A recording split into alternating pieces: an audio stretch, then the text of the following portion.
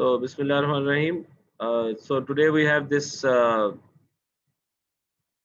topic on missing value analysis. This could seem pretty simple, but it is not simple. So let's see what is the information in this topic. Okay. Missing values are relatively common, uh, primarily due to, let's say, data entry errors.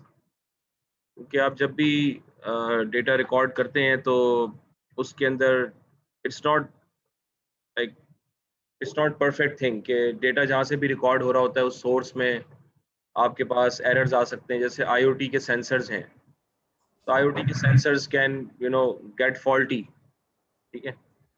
और बाज़ औक़ात थोड़े से time के लिए हो सकता है कि वो रीडिंग आपको ना दें, तो वो आपकी मिसिंग वैल्यूज़ आ जाएंगी। बाज़ औक़ात ये होता है कि जैसे इंश्योरेंस के अंदर ये है कि इंश्योरेंस के अंदर जब वो इंश्योरेंस लेते हैं तो all the people do not provide all the information. So I might not be comfortable telling information about my dependents या information about my previous life, ठीक है। So या मेरे कारोबार के बारे में information I might not be comfortable, तो वो सारी missing values आ जाती हैं ERP के अंदर। So the problem is that this can have a significant effect on the conclusions, because अगर आपने analysis नहीं करना फिर तो चलो सही है, कोई मसला नहीं, SQL चलाते रहें, जहाँ डेटा मिसिंग होगा वो remain missing। लेकिन अगर आपने BI करनी है, वेयरहाउसिंग करनी है, या मशीन लर्निंग करनी है, या बिग डेटा या एनालिटिक्स या डीप लर्निंग करना है, तो फिर आपको उनके बारे में कुछ करना पड़ेगा, क्योंकि मिसिंग वैल्यूज में बहुत सारे मशीन लर्निंग एल्गोरिथम्स फंक्शन नहीं करते। और इवन BI लेवल के ऊपर भी मिसिंग वैल्यू का क्या फ़ायदा, मतलब आप क्या दिखाएंगे वहाँ पे। So you have to cater for them, ठीक है। So equipment failure, data lost in transit, unsatisfactory data, data entry errors. Transit का डेटा मतलब ईमेल पे कोई भेज रहा है आपको, आपने किसी जगह से डाउनलोड करना है, या नेटवर्क पे डेटा आ रहा है, पैकेट्स आ रहे हैं, इट कैन गेट लॉस्ट। तो इसके अंदर जो प्रोबेबिलिटी डिस्ट्रीब्यूशन का कॉन्सेप्ट है वो बहुत ज़रूरी है in order to cater for the missing values. और ये मैंने आपको बताई थी बात कि ये कॉन्सेप्ट आप लोग क्लियर कर लें, ठीक है। Normal distribution is what most of the columns are following, ये न्यूमेरिकल कॉलम्स। डिस्ट्रीब्यूशन का कॉन्सेप्ट न्यूमेरिकल कॉलम्स के साथ होता है, ठीक है। और फिर आपके पास कुछ एजम्पशंस आपकी अपनी होती हैं, हाइपोथेसिस होते हैं based on your background knowledge, जिसको इस्तेमाल करते हुए आप मिसिंग वैल्यूज को रिप्लेस कर सकते हैं। और ऑब्वियसली ये एक बहुत इंपॉर्टेंट चीज़ है जो आप लोगों को समझनी है कि when you have this data frame consisting of different columns, obviously इसके अंदर फिर ऐसा मामला है कि यहाँ पे कुछ मिसिंग है, यहाँ पे कुछ मिसिंग है, यहाँ पे कुछ मिसिंग है, इधर कुछ मिसिंग है थोड़ा सा। तो I got the rest is all observed, ठीक है। और ये जो डेटा है that is the missing data, observed versus missing. तो I can primarily take information from the observed data and use that to fill up the missing values, ठीक है। ये this is one of the ways I can do that, ठीक है, कि जो मेरे पास information है उसको मैं इस्तेमाल करूं इस चीज को मालूम करने के लिए कि इस जगह पे क्या होना चाहिए था। दैट्स द थॉट, या इस जगह पे क्या होना चाहिए था अगर मैं ऑब्जर्व डेटा को देखूं। मिसाल ये है कि लेट्स से कि मैंने इसको सॉर्ट किया हुआ है, तो यहाँ पे सारा डेटा आ रहा है, उसके बाद भी डेटा आ रहा है।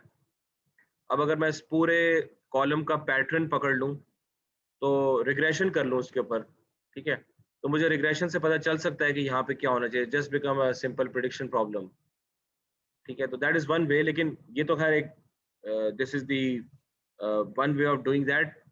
इसके अलावा भी सोफिस्टिकेटेड प्रोसीजर्स हैं जो कि अभी हम देखेंगे। तो ये आपका माइंड डेवलप करने के लिए जो है ये बात कही गई है। अच्छा, मिसिंग वैल्यूज जो है ना वो अब आपको थोड़ा सा ध्यान से सुनना पड़ेगा। तीन किस्म की होती हैं, राइट। एक है MCAR, एक होता है MAR, एक होता है MNAR। We got 3 different types of missing values. Obviously अभी हम तीनों को करेंगे, लेकिन इससे पहले कि हम इनको टच करें, हम एक कॉन्सेप्ट क्लियर करना बहुत ज़रूरी है। Let's say I have this sales column और मेरे पास ये ब्लॉक जो है ये मिसिंग आ गया फॉर सम रीजन, अभी डेटा रिकॉर्ड नहीं किया लेट्स से, ठीक है। बाकी मेरे पास यहाँ पर भी है, यहाँ पर भी है। अब हमारा थॉट क्या होना चाहिए? दो चीजें हैं। पहली चीज क्या है कि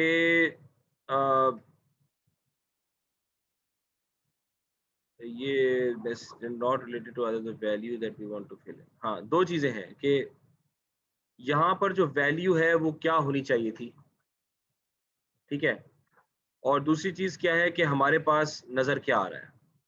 ये दो चीजें आपने सोचनी है, ठीक है। इन तीनों को डिफाइन करने के लिए कि ये तीनों क्या है, वो दो चीजों पे डिफाइन होता है कि यहाँ पर क्या होना चाहिए था, ठीक है, और यानी यहाँ पर कौन सी वैल्यू होनी चाहिए थी, और यहाँ पर हमारे पास क्या है।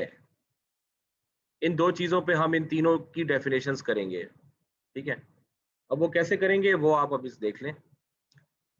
Missing completely at random, thought process क्या है कि अगर ये डेटा मिसिंग जो है ये बस किसी रैंडम वजह से ये मिसिंग हो गया, ठीक है, कि ऐसा नहीं है कि किसी ने जानबूझ के मिसिंग किया, मतलब कोई रैंडम ऑक्यूरेंस ऐसी हुई कि जिसका ताल्लुक, मतलब ऐसी बात है कि फॉर एग्जांपल आप कह लें कि वेदर एकदम से खराब हो गया, ठीक है। अब वेदर एकदम से खराब हो गया, उसका ताल्लुक इस चीज से नहीं है कि यहाँ पर क्या होना चाहिए था या मैंने क्या ऑब्जर्व किया, वो तो एक एक्सोजिनस एक इवेंट ऑकर किया है, ठीक है। उसका ताल्लुक इससे नहीं है कि मैं यहाँ पे ये चीज डालना चाह रहा था या मैंने पहले क्या फिलअप किया बाद में क्या आ रहा है। ये तो मैं आईटी वालों का काम है ना, इसका इस चीज से क्या ताल्लुक हो सकता है कि कहीं वेदर खराब हो गया और मेरा डेटा मिसिंग हुआ, ठीक है। तो मिसिंग कंप्लीटली एट रैंडम का मतलब ये है कि द प्रोबेबिलिटी कि ये जो डेटा मिसिंग है उसका इस चीज से कोई ताल्लुक नहीं है कि यहाँ पर क्या होना चाहिए था या पहले आप क्या ऑब्जर्व कर चुके हैं। It's missing data but it is completely at random, ये 100% रैंडम वजह से ये मिसिंग हुआ है। इट्स अ रैंडम ऑक्यूरेंस इसके से मिसिंग हुआ है, ठीक है। तो इस केस में मेरे पास ज्यादा चांस होता है कि मैं यहाँ पर कोई ऐसी वैल्यू डाल लूँ जो कि जैसे मीन का आप कहते हैं कि हम आमतौर पर मिसिंग वैल्यूज को हम समझते हैं मीन से रिप्लेस कर देना चाहिए। ये हमारा ज़हन ये होता है कि if the values are missing replace them by the mean. That is wrong, that is not a recommended practice. The recommended practice is interpolation और एक्सपेक्टेशन मैक्सिमाइजेशन और इवन व्हाट इफ एनालिसिस जो कि अभी हम देखेंगे। बहरहाल मैं आपको बताने चाह रहा हूँ कि मिसिंग कंप्लीटली एट रैंडम का मतलब ये होता है कि the data is missing but the probability that it is missing due to the value that should have been here or due to the data that I have here is zero. It's missing because of some random thing जिसका data से कोई ताल्लुक नहीं है, बस हो गया, ये किसी वजह से हो गया, मेरा पैर सुबह फिसल गया, इसकी वजह से डेटा मिसिंग हो गया। It has nothing to do with कि यहाँ पर क्या होना चाहिए था और पहले क्या है बाद में क्या है, ठीक है। So in this case I will call it completely unbiased because nothing is biasing the occurrence of the missing values, और किसी वजह से हो गया जिसका डेटा से कोई ताल्लुक नहीं है। देयरफॉर यहाँ पर मैं I can replace it by the mean, यहाँ पर मैं मीन का वो चांस ले सकता हूँ, ठीक है। By the way MCAR hardly occurs, MCAR hardly occurs कि भाई हम कहें कि किसी की रैंडम आमतौर पे MAR होता है या MNAR होता है, ठीक है। सो सॉरी, हाँ मैंने आपको बताया ना कि मिसिंग वैल्यूज फिल किए बगैर आप इस कॉलम को मशीन लर्निंग में इस्तेमाल नहीं कर सकते, और आप कह सकती हैं कि भाई ये सारी रोज आप डिलीट कर दें, लेकिन ये एक कॉलम तो नहीं है ना, मेरे पास तो 15-20 कॉलम्स होंगे, तो रो तो पूरे डिलीट हो जाएगी ना। तो I am going to delete my data, that is not recommended. If the percentage of missing values is less like let's say less than 5%, तो I am suppose to fill that out. हाँ, अगर 10-20% से ज्यादा values missing है तो आप कह सकते हैं कि भाई या तो कॉलम अलग कर दो या रोज डिलीट कर दो, क्योंकि मेरे पास कोई चाराकार नहीं है, ठीक है। लेकिन आप हत्तुल वसा कोशिश ये करेंगे कि किसी हाल में भी कोई भी रो डिलीट ना करें। अनलेस कि आपको पता है कि वो पूरी रो एरोनियस है, तो आप डेटा डिलीट नहीं करते इतनी आराम से कि हम यहाँ पे लिख देते हैं ड्रॉप एन ए, पाइथन में लिख देंगे df dot drop N A और जनाब वो पूरा का पूरा रो ड्रॉप हो जाएगी जितना मिसिंग वैल्यूज है। तो ये this is not the recommended practice, you got to analyse as an analyst, you cannot say drop N A, वो तो बच्चा करे तो ठीक है कि यार ये तो आसान सा हल है, एनालिस्ट को तो एनालिसिस करना होता है ना, एनालिसिस के बगैर आप कैसे ड्रॉप एन ए कर सकते हैं, ठीक है। तो in this case if I know कि the nature of the values जो कि मिसिंग है वो इस तरह की हैं कि वो MCAR है, तो I can replace it by a constant और अ मीन। मेरे पास एक फ्लेक्सिबिलिटी है कि मैं कर सकता हूँ, शर्त ये है कि मिसिंग वैल्यूज की जो परसेंटेज है वो it should be less. Typically हम 5% की लिमिट लगाते हैं और उससे कम भी हो सकती है अगर आप समझते हैं कि उससे कम होनी चाहिए। बहरहाल, so we have to analyze our business problem to understand whether the data is makar or not, ठीक है। तो what is makar? Makar means that the probability of this data being missing has nothing to do with what should have been here or what I have already observed. It's just a completely at random है। completely का मतलब है कि पूरा का पूरा random occurrence की वजह से ये हो रहा है, तो इसलिए आप इसको मीन से और आप इस तरह की चीजों से मीडियन वगैरह से आप रिप्लेस कर लेंगे तो कोई आपको कुछ नहीं कहेगा। दूसरी चीज आ गई एट रैंडम, इसमें एक कंडीशन हम थोड़ा सा वो कर देते हैं, रिलैक्स कर देते हैं। सो इसमें क्या है, it is not related to the value that we want to fill in but is depending on the observed responses which are already there. कि अब हम कहते हैं कि यहाँ जो ये जो ब्लॉक मिसिंग आया है, यहाँ की जो वैल्यूज हैं वो समहाउ किसी तरह इसके ऊपर या इसके ऊपर डिपेंड कर रही हैं, थोड़ा सा रिलेशनशिप है। जैसे फॉर एग्जांपल ऑनलाइन स्टोर में सुबह के दोपहर के 2:30-3 बजे का टाइम है, तो आपको पता है कि 2:30-3 बजे यहाँ पे ये 2 बजे तक की सेल्स आ रही हैं, यहाँ पे 4 बजे के बाद से, तो 2:30 से 3 का डेटा मेरा गायब हो गया। सही है। अब मुझे पास्ट एक्सपीरियंस से मालूम है कि अगर 2 बजे ये हो रहा है तो 2:30-3 बजे ये होगा, राइट। तो अब यहाँ पर जो होना चाहिए था that is depending primarily on the observe values, ठीक है। ये ई कॉमर्स के सिनेरियो की मैंने बात की है स्पेसिफिकली, दिस इज नॉट, अगर मैं नॉर्मल स्टोर में चला जाऊँ तो वो मैं MCAR में डाल सकता हूँ, क्योंकि नॉर्मल स्टोर में मैं टाइमिंग का मैं जनरली कह सकता हूँ कि हाँ यार शाम को लोग ज्यादा आ जाते हैं, लेकिन इनफरादी तौर पे कि 2 बजे क्या होता है 3 बजे क्या होता है आई डोंट केयर, मैं तो सिर्फ सेल्स के इंटरेस्टेड होता हूँ। ई कॉमर्स में I do care about the time, ठीक है। देयरफॉर इन दिस केस यहाँ पर जो होना चाहिए था दैट इज एब्सोल्युटली डिपेंडेंट कि यहाँ पर क्या हो रहा है और यहाँ पर क्या हुआ था, सही है। तो ये होगा मिसिंग एट रैंडम, तो this is not completely at random. हाँ, ये बात अपनी जगह पे है कि is not related to the value that we want to fill in, कि जो यहाँ पे होना चाहिए था वो उससे हमारा कोई इतना खास ताल्लुक नहीं है, लेकिन ये बात जरूर है कि जो कुछ भी यहाँ होना चाहिए था उसका ताल्लुक आसपास के डेटा के साथ बनता है, and this is I think की विच ऑकर्स मोस्ट फ्रीक्वेंटली, ठीक है। अच्छा, नॉट एट रैंडम का मतलब क्या है कि it is very much biased. Not at random की मिसाल ये होगी कि उसका जो ताल्लुक है, जो वैल्यू फिल इन करनी है उसके साथ भी है और आसपास के डेटा के साथ भी है। तो इसका मतलब ये होगा कि जैसे मेरे ज़हन में पहले से एक बायस बैठा हुआ है कि 3500 is a good number for sales, it's not even the average, ठीक है। लेकिन मेरे ज़हन में कोई बॉक्स प्लॉट देख के एक बायस सा बैठ गया है, ठीक है। अब और फिर ये भी सिचुएशन सही है कि भाई यहाँ पर जो डेटा है वो डिपेंडिंग कर रहा है इसके ऊपर। हाँ, तो अब मैं मेरे ज़हन में बायसनेस आ गई है, बहुत बड़ी बायसनेस आ गई है कि चूंकि यहाँ पर ये हो रहा है और चूंकि यहाँ पर ये हो रहा है, तो लिहाजा और मेरे नज़दीक में यहाँ पर यही होना चाहिए था, तो मैं यहाँ पर यही डालूंगा। I am not doing any any analysis, मतलब ठीक है मैंने थोड़ा सा एनालिसिस किया है, लेकिन मेरे जहन में बायसनेस का कॉन्सेप्ट बैठा हुआ which is not wrong. You might think this is a very good figure to do, ठीक है। If I replace by the mean that is MCAR case में मीन से रिप्लेस कर सकता हूँ, लेकिन I could have a biased value for some reason और यहाँ पे मैं कह दूं कि भाई ये किसी तरह का भी ये रैंडम ऑकरेंस नहीं है, this is not at random at all.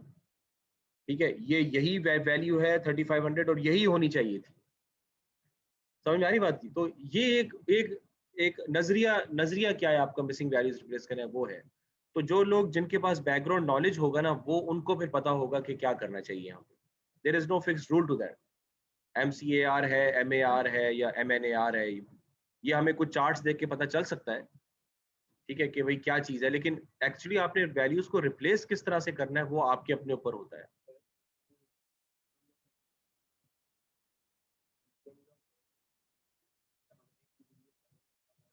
हम्म।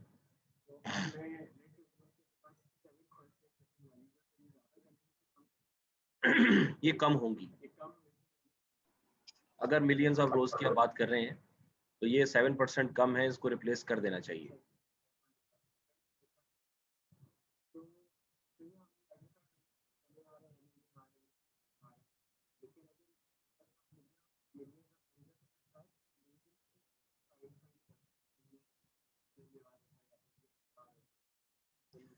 नहीं, आप नहीं कर सकते, आप सिर्फ ये कर सकते हैं कि आप कुछ देखें, बात ये है कि अ, अगर मेरे पास मिलियंस ऑफ रोज हैं तो मैं ये करूंगा कि मैं उस डेटा का एक सैंपल ले लूंगा, बड़ा सैंपल, जिसमें भी मिलियंस ऑफ रोज होंगी, ठीक है, राइट। जैसे मैं कहता हूँ मैं 1 मिलियन रोज का सैंपल, 10 लाख रोज का सैंपल ले लेता हूँ या 5 लाख रोज का सैंपल ले लेता हूँ, और वो जो मिसिंग ब्लॉक है वो उसके अंदर आ जाएगा। मैं सैंपल छोटा कर लेता हूँ, अब मैं उस सैंपल को सामने रख के मैं अपना काम कर लूंगा। मेरी अप्रोच ये होगी, अगर मेरा सिस्टम हैंग करता है मिलियंस ऑफ रोज पे, अगर 50 मिलियन रोज हैं। हाँ,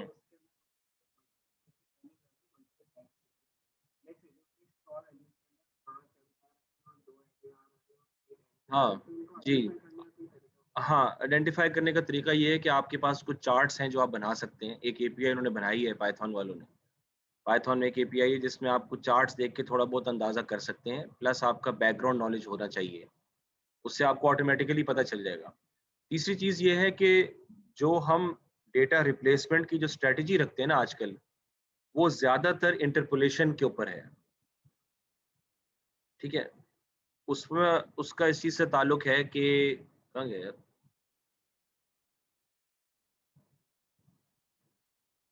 मोस्टली अब जो स्ट्रेटजी हमारी यूज हो रही है to fill up the missing values, और आप लोगों को करनी भी वो चाहिए, ये मैं न्यूमेरिकल डेटा की बात कर रहा हूँ। अगर स्ट्रिंग डेटा में मिसिंग है वो तो एक ही हिसाब किताब है उसका। नहीं नहीं नहीं, अगर स्ट्रिंग डेटा में डेटा मिसिंग है, स्ट्रिंग डेटा है, उसके कॉलम में डेटा मिसिंग है, क्या करेंगे? मोड मोड से रिप्लेस कर देंगे, खत्म हो गई बात। अब मतलब उसमें भी अंधाधुंध काम नहीं करना, अंधाधुंध तो काम खराब ही हो जाता है। यू विल हैव टू सी कि वो जो कॉलम है उसके किसी आसपास के कॉलम्स के साथ कोई एसोसिएशंस हैं या नहीं है। बस फॉर एग्जांपल मेरा प्रोविंस का डेटा मिसिंग है, ठीक है, तो मेरा मोड प्रोविंस सिंध है, लेकिन वो जो प्रोविंस का जो डेटा मिसिंग है उसकी सिटी लाहौर लिखी हुई है, तो मुझे उसको पंजाब से रिप्लेस करना पड़ेगा। तो इस तरह मैं आसपास के रोज से भी अगर ऐसी इंफॉर्मेशन निकाल सकूं, जैसे प्रोडक्ट कैटेगरी मिसिंग है, सब कैटेगरी का पता है, ठीक है, तो मोड कैटेगरी तो कोई और होगी, लेकिन उस सब कैटेगरी के लिए कैटेगरी क्या है वो मैं आराम से निकाल सकता हूँ। तो ये थोड़ा सा आप फिर आपको लॉजिक लगानी पड़ेगी इसमें, ठीक है। अच्छा, let's take the example of this two columns, मैं आपको आराम से समझा देता हूँ इसमें। ये ब्लॉग यहाँ मिसिंग है। अब आजकल जो तरतीब चल रही है ना ज्यादा, वो बेसिकली एक तो उसमें कॉन्सेप्ट आता है प्रोबेबिलिटी डिस्ट्रीब्यूशन का, कि इस कॉलम की, अब देखें ना कितना अगर आपने पीडी का कॉन्सेप्ट सही तरह समझा है, इस कॉलम की प्रोबेबिलिटी डिस्ट्रीब्यूशन क्या है निकाल सकते हैं। Can we find that out? Missing values के साथ भी निकाल सकते हैं, निकाल सकते हैं। तो हिस्टोग्राम तो बना लेंगे ना, फिर भी चाहे मिसिंग वैल्यूज हैं या नहीं, हिस्टोग्राम तो बन जाएगा। हिस्टोग्राम बनेगा तो मैं उस पर डेंसिटी प्लॉट बना सकता हूँ, ठीक है। तो अब मैंने, what do you mean by the fact कि मैंने इसकी प्रोबेबिलिटी डेंसिटी कर्व निकाल लिया है, that's it, something like that, इसका क्या मतलब है?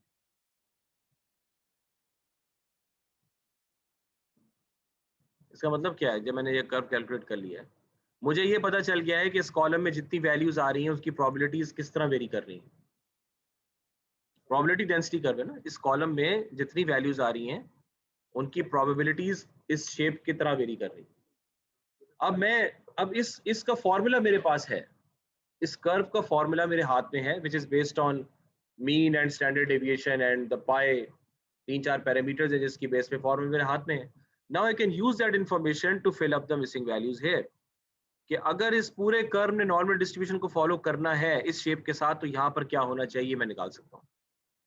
I can find that out, क्योंकि मेरे पास पीटी आ गया ना। तो यहाँ पर व्हाट आर द वैल्यूज जो कि मैं यहाँ पे डालूंगा, which is going to maximize the probability of the occurrence of this curve. I can find those values out.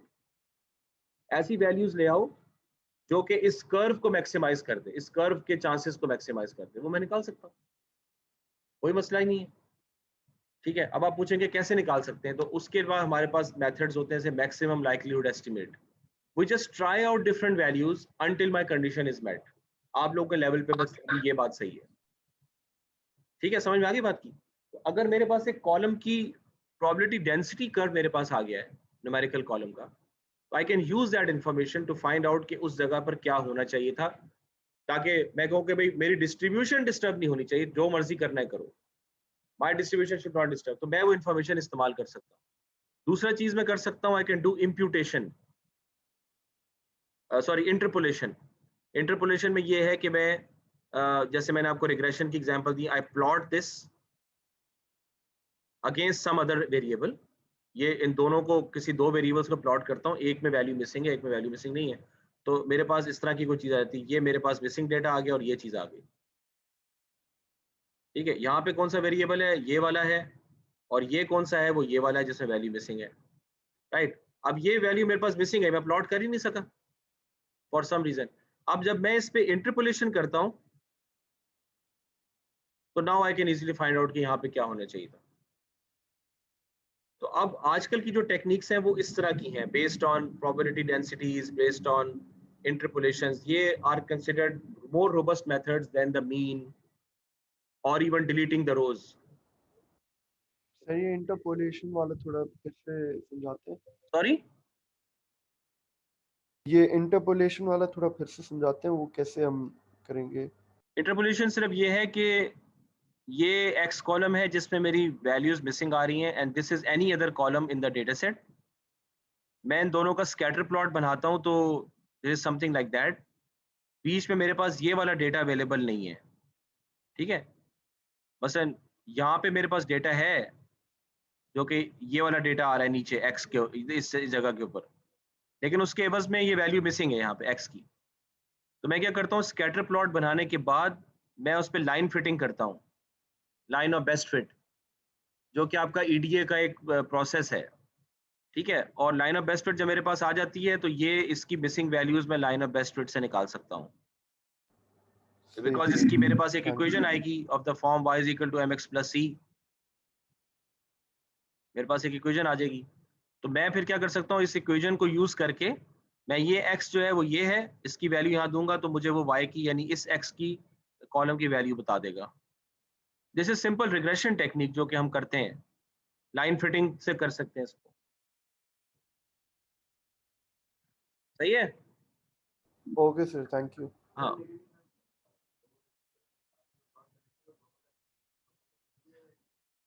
हाँ, अब ये आपने बहुत अच्छी बात की है।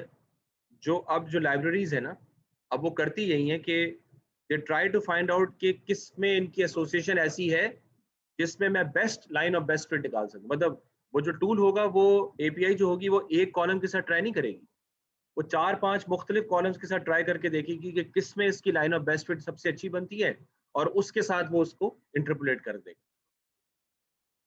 जी जी जी जी जी जी, वो बैकएंड पे। अब जैसे आर के अंदर एक लाइब्रेरी है माइस, पता नहीं मल्टी इम्प्यूटेशन चेन्ड इक्वेशन करके कुछ नाम है इसका, माइस। ये एग्जैक्टली यही काम करती है कि अगर आपने कॉलम में वैल्यूज मिसिंग कर रही है, it uses information from all the other relevant columns to fill up the value there. वो कोरिलेशन के थ्रू भी कर सकती है, इंटरपोलेशन के थ्रू भी कर सकती है, लेकिन it uses information from the observed data as much as possible to fill up that value there, and that is why it is a very robust and robust approach कि भाई इसकी मिसाल इस तरह है कि मैं सबको अपने साथ लेके चल रहा हूँ। अगर मैं MCAR करता हूँ तो मेरे ज़हन में एक बात है, मीन से कर दो भी कर दो, मैं आसपास का डेटा देख ही नहीं रहा क्योंकि उसका ताल्लुक ही नहीं उसके साथ। तो that is not a safe approach frankly. ये वाली जो अप्रोच है इंटरपोलेशन वाली या ये PD वाली अप्रोच है, ये these are more safer approaches in which you use information from the surrounding data. ठीक है, तो ये हो गया। और अब जो है ना वो लेट्स से कि इनको हमने हैंडल किस तरह करना है। तो 2-3 तरीके जो हैं वो ज़्यादा स्टैटिस्टिक्स के तरीके हैं, वो हम शायद अप्लाई ना करें, लेकिन आपको फिर भी नॉलेज में लाना ज़रूरी है। एक तरीका तो बेवकूफ़ी का तरीका है कि अगर आपको नहीं समझ में आ रहा कुछ, तो पूरा का पूरा केस डिलीट कर दें आप। Case means an occurrence of an event. जैसे फॉर एग्जांपल हॉस्पिटल एनालिसिस में पेशेंट विजिट्स का डेटा है, तो one patient visit means one case, right? If you don't have the क्या कहते हैं, रो डिलीट नहीं होगी, उस पेशेंट का सारा डेटा डिलीट हो जाएगा। केस डिलीट कर देना भाई। अगर मेरे पास पेशेंट का 30% डेटा नहीं है तो मैं उसकी दवाइयों का मैं क्यों एनालिसिस करूं, क्योंकि मैं डेमोग्राफिक से लिंक नहीं कर सकता। अच्छा, बाज़ औक़ात ऐसा होता है कि आप नहीं फिल कर सकते, you can not make an assumption, right, कि इसका ब्लड प्रेशर ये हुआ होगा, ठीक है, ये हो सकता है इसने कॉल की हो डॉक्टर को, ठीक है, उसकी बेस के ऊपर आप कुछ नहीं कह सकते ना। तो हेल्थ केयर के अंदर चूंकि मोर्टेलिटी का मसला है, तो in some cases you might not be able to fill up any missing value. You cannot make an assumption, even average will be wrong, some assumption will be wrong। Blood pressure की values को मैं कैसे assume कर सकता हूँ?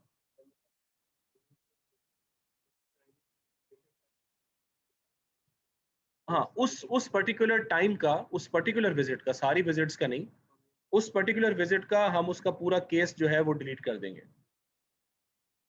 शर्त ये है कि उसमें आपके पास कंसिडरेबल डेटा जो है वो रिकॉर्ड नहीं हुआ, और या फिर ये है कि आप उसको फिलअप कर ही नहीं सकते दूसरे अल्फाज में। ठीक है, तो if MCAR then this is the best, otherwise biasness में आकर, क्योंकि अगर ये कंप्लीटली एट रैंडम है तो मैं फिलअप कर लेता हूँ, क्योंकि मेरे पास किसी रैंडम वजह से हो गया तो मैं एजम्पशंस वगैरह ले सकता हूँ, लेकिन हॉस्पिटल के केस में शायद मैं फिर भी ना ले सकूँ। ठीक है, हाँ, ये बात है कि जितना ज़्यादा सैंपल साइज़ होगा उतना ही आसान है, कि थोड़ा-सा चलो अगर बीच में से डिलीट कर भी दें तो इतना बड़ा मसला नहीं है। आज बच्चे वैसे कितने आए हुए हैं ज़रा चेक तो करें यार। 20, 1 2 3 4 5 6 7 8 28 19 27, बाकी सारे बच्चे कहाँ हैं भाई? सो रहे हैं? 1-2 दिन ज़रा 1 दिन पहले अपने दोस्तों को याद दहानी करा दिया करें कि भाई क्लास है कल, इसे मिस ना करें इस क्लास को। अच्छा, दूसरा ये है कि पेयर सर, वाइज़। जी? अब मैं ही पूछ रहा था कि ये तो हम स्टैटिस्टिकल एनालिसिस कह रहे हैं, BI टूल्स की क्या अप्रोच होती है जब मिसिंग डेटा मिलता है, और वो किस तरह एनालाइज करेगा इस चीज को, या कोई टूल देखें, स्पेसिफिक होता है टूल में नहीं, ये बेहतर हो सकता है? नहीं भाई, बीआई टूल्स में आपको एक दूसरे समंदर में छलांग लगानी है। ठीक है, डेटा एनालिसिस करने के लिए आपको 2 समंदर में से तैरना है। पहला जो है वो डेटा रैंगलिंग का है, दूसरा बीआई एनालिसिस का है, जो कि इंतहाई मुश्किल काम है। वो आसान काम नहीं है। वो हमें आसान लगता है क्योंकि उसमें बड़े कलर्स हैं और बड़े इंटरेक्टिविटी है, और हम ड्रैग एंड ड्रॉप कर सकते हैं, तो हम बड़े एक्साइटेड हैं। लेकिन फ्रैंकली वो इतना आसान काम नहीं है। अभी हम डेटा रैंगलिंग के ऊपर हैं। ये काम सबसे पहले कंप्लीट, बीआई टूल में हम मिसिंग डेटा नहीं लेके जा सकते, और they are not statistical tools. ठीक है, डेटा रैंगलिंग का ताल्लुक स्टैटिस्टिक्स के साथ है। ये आपको काम सारा पहले करना होगा, और ये काम आपको पाइपलाइन में डालना होगा, क्योंकि ये तो रेगुलरली आपको रिपीट करना होगा। बीआई टू बाद में आएगी। तो we can not take dirty data into a BI tool at all, otherwise कोई फायदा नहीं है बीआई करने का। अच्छा, when data required to test some business assumption is missing, delete that. अगर मेरे पास कोई बिजनेस का कोई नॉलेज नहीं है, I don't have the business knowledge to evaluate the data, या मेरे पास कोई assumptions नहीं है, या बिजनेस लेवल पे कोई लिमिटेशन आ गई है, तो फिर भी उस चीज का तुक बनता है कि हम उसको डिलीट कर दें। सही है? समझ में आ गई बात? This is hardly the case. ये उसके बराबर है कि आप ये कह लें कि यार मुझे तो इसकी समझ नहीं आ रही, तो उसको थोड़ा साइड पे कर दो, डेटा तो बहुत है, तो आपके पास बिजनेस नॉलेज नहीं, आपने बैकग्राउंड नॉलेज में मेहनत नहीं की, तो ऐसे पैरामीटर्स आ गए जो आपकी समझ से बाहर हैं, तो आप कहते हैं कि यार इस सेल्स की प्रिडिक्ट करनी है ना, तो अगर मैं इस केपीआई को प्रिडिक्ट करूं, इससे भी उनका काम चल जाएगा, दूसरे को साइड पे कर दो। तो इस तरह की बहुत सारी assumptions जो डेटा साइंटिस्ट लेता रहता है, और this is one of them जो कि हो सकती है। ठीक है, दोनों एक तरह की ही है, ज्यादा उसमें परेशान होने की जरूरत नहीं है। Mean, sorry, event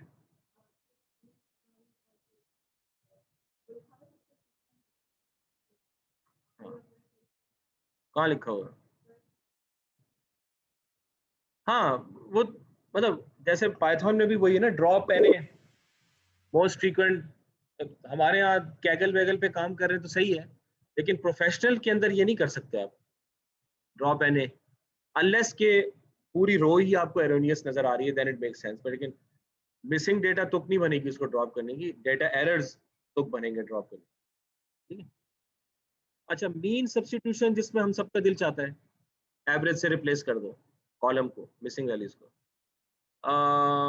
not preferred, may not work with values that are not completely random। ये मीन तो उस वक्त है जब completely random हो, एक उस वक्त तुक बनती है। अदरवाइज अगर completely random नहीं है तो उसका आसपास डेटा से ताल्लुक होगा, तो मीन से रिप्लेस करने का तुक नहीं बनता। मे बी मीडियन से रिप्लेस करना बेहतर हो, मे बी इंटरपोलेशन से रिप्लेस करना बेहतर हो। मीन तो वैसे भी सेंसिटिव टू आउटलायर्स है, तो मीन को तो वैसे भी नहीं उससे रिप्लेस। तो ये मेन चीज ये है, ये स्टैंडर्ड बातें मैं आपको बता रहा हूँ, नॉट प्रिफर्ड, तो don't make that a habit. ठीक है, रिग्रेशन इंप्यूटेशन ये मैंने आपको समझा लिया है कि रिप्लेस विद एस्टिमेटेड वैल्यूज, जो कि प्रेडिक्टेड वैल्यूज हैं दूसरे अल्फाज में। ठीक है, it retains a great deal of data obviously over the other methods. और इम्प्यूटेशन, इसको इम्प्यूटेशन कहते हैं कि मैं जब वहां पे वैल्यू डाल रहा हूँ तो आई इम्प्यूट दैट, इसको इम्प्यूटेशन का नाम दिया जाता है। ठीक है, अगर मैं रिग्रेशन के थ्रू उसको मिसिंग वैल्यूज को रिप्लेस कर दूं, that is a more robust method, उसको इम्प्यूटेशन कहते हैं, और इससे आपकी डिस्ट्रीब्यूशन भी खराब नहीं होती, because I'm catering for the whole column, right? I'm not just looking at a few values। देखिए, मैं ये भी कह सकता हूँ कि यार अगर मैंने डेटा सॉर्ट किया हुआ है, तो बस ये देख लो कि यहाँ पे क्या है, ये देख लो यहाँ पे क्या है, उसकी एवज में एवरेज लेके कर दो, ये भी मेथड है। But that is wrong because I'm not using all the information there। So in all cases, imputation, interpolation are the imputation through interpolation methods are more preferred। ठीक है,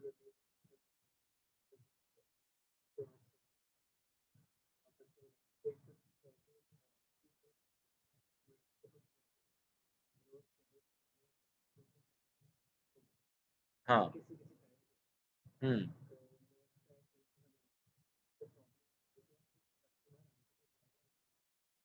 हम्म,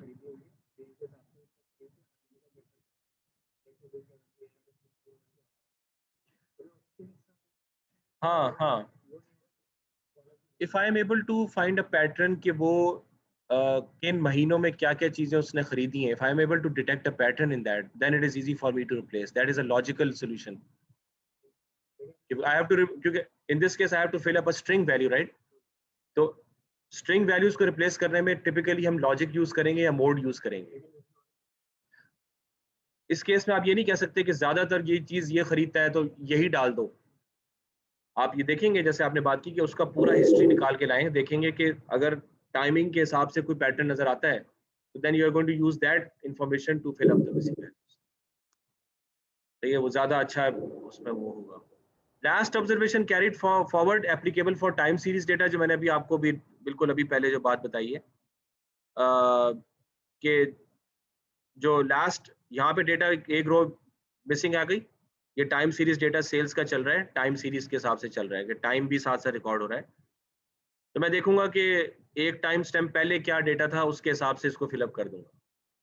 मसलन यहाँ पे था 3500 की सेल हुई है, मैं कह दूंगा यार इसको 3555 कर दो।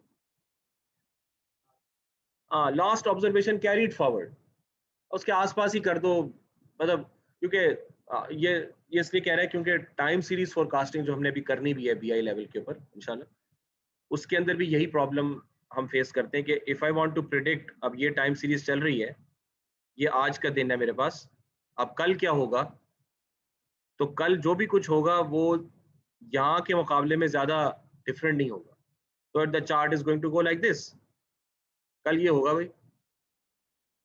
तो देयरफॉर वो कह रहा है लास्ट ऑब्जर्वेशन कैरिड फॉरवर्ड कि चलो अगर एक टाइम स्टैम्प का मसला है तो वही वैल्यू आगे फेंक दो, क्या फर्क पड़ता है, but this is not true for all the time series. ये ई कॉमर्स के सेल में अगर आपका टाइम एक एक घंटे का है तो शायद वो बात सही हो कि पर आवर मेरी एवरेज डिफर नहीं करती, if you have the knowledge of that तो आप एवरेज से रिप्लेस कर दें। Maximum likelihood and expectation maximization, ओहो हो, ये मैं कैसे समझाऊं आप लोगों को, बहुत मुश्किल हो जाएगा समझाना।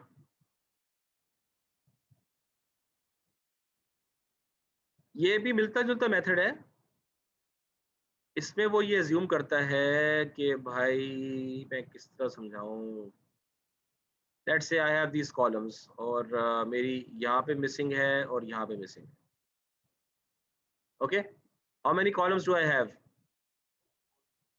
4 कॉलम्स। अब मेरी assumption ये है कि these 4 columns can be approximated by a multivariate probability distribution.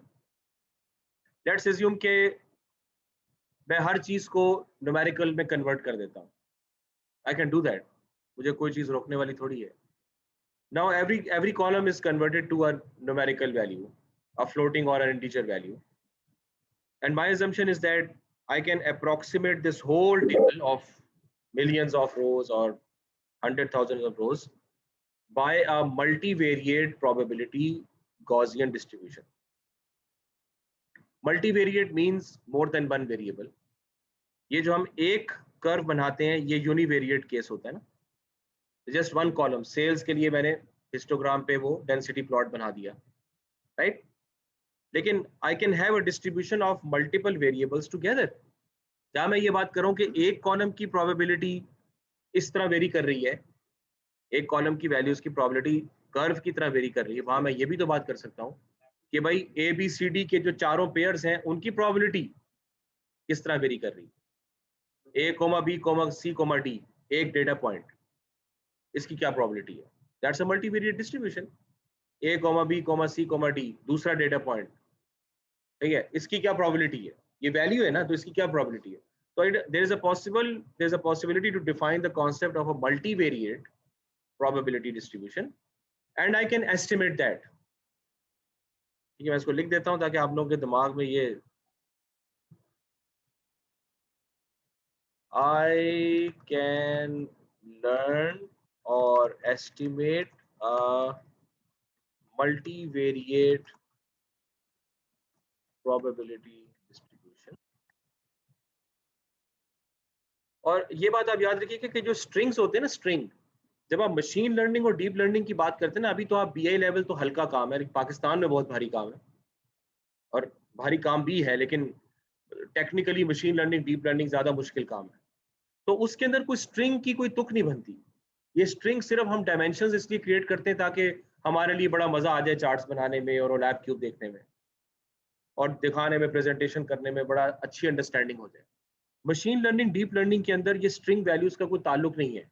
I have to convert everything to numerical and it is possible for me to convert that to a normal distribution। ऐसे statistical rules मौजूद हैं जो मुझे इस चीज की इजाजत देते हैं कि मैं अपने डेटा को पूरा का पूरा नॉर्मली डिस्ट्रीब्यूटेड होके मैप कर दूं, because I have to estimate something else, जिसके लिए मेरी ये रिक्वायरमेंट है, ठीक है।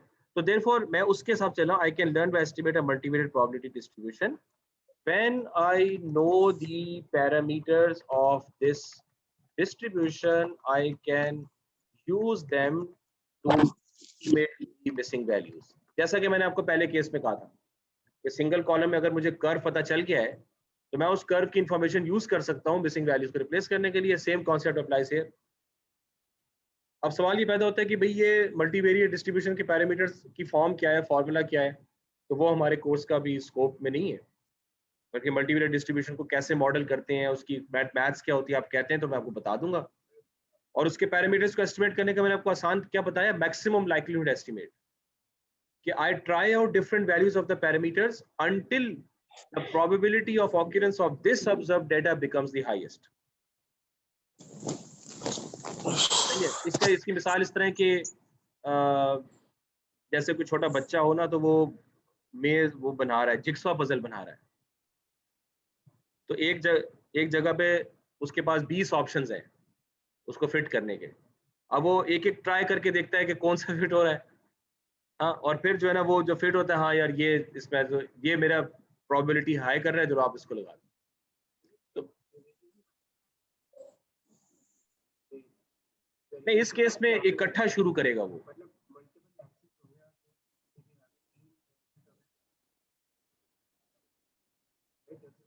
नहीं, इसमें देखें, ये रिग्रेशन नहीं है, दिस इज प्रोबेबिलिटी, इसका रिग्रेशन से ताल्लुक नहीं है, ये सिंपल मैथ्स है कि जिसके अंदर मेरे पास एक बहुत कॉम्प्लिकेटेड फॉर्मूला है for a multivariate probability distribution. वो डिस्ट्रीब्यूशन का एक फॉर्मूला है, जैसे कि नॉर्मल डिस्ट्रीब्यूशन का फॉर्मूला है, पॉइसन का फॉर्मूला है, बायनोमियल का फॉर्मूला है। I have to estimate the parameters of that formula in order to say कि मुझे पता चल गया कि मेरे कॉलम की प्रोबेबिलिटी डिस्ट्रीब्यूशन। तो जब भी मैं किसी कॉलम के ऊपर कर्व फिट करता हूँ, इट मींस कि I have found the formula.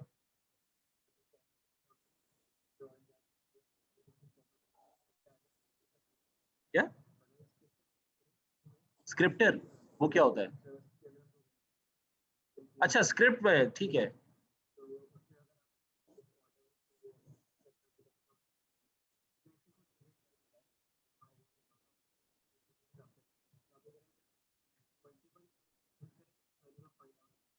नहीं देखिए, मैं अभी, आप सिर्फ ये बात याद रखें कि मैं इन सारे कॉलम्स को इकट्ठे एक डिस्ट्रीब्यूशन ले रहा हूँ। It's a single distribution but it is multivariate. Formula उसका एक ही होगा, मुझे भी अभी याद नहीं है, लेकिन उसके अंदर मल्टीपल पैरामीटर्स होंगे जो मुझे एस्टिमेट करने होंगे। डिस्ट्रीब्यूशन निकालने का मकसद क्या होता है कि मैं इस डेटा को अप्रोक्सीमेट कर लूँ, इसके बजाय कि मैं एक एक रो को, एक एक डेटा को पढ़ूं जाके, मैं सिर्फ डिस्ट्रीब्यूशन को देखूंगा कि मेरे डेटा में ये हो रहा है। That's the concept distribution. Normal का बनाने का तुक क्या है कि भाई मुझे डेटा ना देखना पड़े, मैं सिर्फ कर्व को देख के बताऊंगा कि मेरा डेटा क्या कर रहा है, मेरे डेटा में क्या हो रहा है। देखें, मल्टीवेरिएट में क्यों कह रहा हूं, क्योंकि मेरे पास 4 है ना। नहीं, ABCD तो नाम लिखे हैं कॉलम के। हाँ, हमने, अगर मैंने इन चारों का ट्रेंड इकट्ठे पकड़ना है तो उसके लिए कुछ पैरामीटर्स एस्टिमेट करने पड़ेंगे, which I have to put in a particular formula, जो कि मल्टीवेरिएट डिस्ट्रीब्यूशन का फार्मूला है। इसको मिक्सचर भी कहते हैं, a mixture of distributions। obviously this is definitely a mixture of distributions, Gaussian mixture कहेंगे इसको। 4 डिस्ट्रीब्यूशंस हैं, उनका मिक्सचर है, उसका इकट्ठे है। अब इसकी मैथ्स मुझे याद नहीं है, लेकिन आप लोग इस लेवल पे अभी बीआई में इससे ज्यादा अभी करने की हमें जरूरत नहीं है। ठीक है जी, ये हो गया। मल्टीपल इंप्यूटेशन भी उसी तरह की चीज है, जो कि मैंने आपको माइस की एग्जांपल दी है ना, माइस वाली एग्जांपल जो दी है कि वो मुख्तलिफ कॉलम से मिसिंग कॉलम का वो ट्राई आउट करके देखेगा कि बेस्ट फिट किस में आ सकता है, उस तरह की चीज है। अच्छा, ये वो चीज है सेंसिटिविटी एनालिसिस, जो जिस तरह आपने एक्सेल में देखा होगा व्हाट इफ एनालिसिस। एक्सेल में एक फीचर होता है व्हाट इफ एनालिसिस, उसमें आपके पास बैकग्राउंड नॉलेज होता है कि मेरे पास इनपुट वेरिएबल्स ये हैं, आउटपुट में मैं ये चाह रहा हूँ। तो you try out different values of the input variables, formula बना देते हैं एक्सेल में, और इनपुट पे डिफरेंट वैल्यूज ट्राई आउट करते हैं कि व्हाट इफ इसकी वैल्यू ये हो तो उस पर क्या फर्क पड़ेगा, व्हाट इफ इसकी वैल्यू ये हो तो इस पर क्या फर्क पड़ेगा। तो this is called sensitivity analysis. इसकी मुझे एक अभी नोटबुक बनानी है, तो मैं इस बारे में आपको ज्यादा नहीं क्लेम कर सकता, मैं ऑनलाइन ही देखूंगा, जाहिर सी बात है। I will try to understand that first, किसको हम किस तरह करेंगे। if this is useful then you can do that, क्योंकि you should have all the tools in your hand, right? Imputation might not work, maybe in some cases what if analysis will work अगर आपका background knowledge strong है। Keller से आप कहते हैं कि अगर मेरी मैन्युफैक्चरिंग का जो डिलीवरी है वो 3 घंटे से डिले हो जाए कल, तो क्या होगा, इन्वेंट्री पे क्या फर्क पड़ेगा। तो आपने फॉर्मूला पहले से बना के रखा हुआ है, और फिर उसमें आप वैल्यूज प्लग इन करके देख सकते हैं कि क्या फर्क पड़ेगा। तो ये बिल्कुल बिल्कुल अंदर जाके जो है ना वो चीज़ों को समझने की कहानी है। And there might be some KPIs जिसके लिए आपको ये करना पड़े। इवन बीआई भी हाई लेवल है इस चीज़ के लिए। बीआई में आपको फॉर्मूलाज थोड़ी मिलेंगे, होता है जो रिटेल बिजनेस हैं उनमें हर चीज़ का फॉर्मूला होता है, और हमारे यहाँ अच्छी अच्छी बड़ी कंपनीज में सब कुछ इस्तेमाल होता है। उनके अपने केपीआईज होते हैं, हमें तो सिर्फ सेल से सरोकार होता है ना एकेडमिक्स में। उनके अपने 5 से 10 कॉन्क्रीट केपीआईज होते हैं जिनको उन्होंने ऑप्टिमाइज करना होता है, और वो बहुत कॉम्प्लिकेटेड इक्वेशंस होती हैं, और वो इक्वेशंस उनके एक्सेल में ही अक्सर चल रही होती हैं। पाइथन वाइथन पे इनका भी इतना मिजाज नहीं बना आईटी वालों का, तभी तो रेवोल्यूशन की जरूरत पेश आ रही है, ऑटोमेशन की इसलिए तो जरूरत है। और अब तो ऑटोमेशन में जो पाइथन के साथ साथ अब रस्ट का भी नाम आ रहा है। मैं सोच रहा हूँ कि मैं रस्ट के ऊपर भी कुछ वर्कशॉप करवा दूं यहाँ कोई सेमेस्टर के एंड में, क्योंकि रस्ट भी अब बहुत तेजी से आगे आ रही है डेवलपमेंट लैंग्वेज के हिसाब से ना, तो आप लोगों को तो पता होना चाहिए। बहरहाल चलिए ये तो खत्म हो गया अब, ठीक है। अब हम आ जाते हैं इसके ऊपर। हाँ सॉरी, क्या कर रहा हूँ, राइट। तो मैंने आपको क्या क्या अपलोड करके दिया हुआ है हैंड्स ऑन में? कोरिलेशन एनालिसिस अभी तक हैंड्स ऑन मैंने करवाया तो कोई नहीं ना आपको। ये मैंने सारी चीजें अपलोड कर दी हैं, आप इसको देख लीजिएगा। सो कोरिलेशन के अंदर आपका ये आपने प्ले कर दिया, और अभी ये हो जाएगा थोड़ी देर में।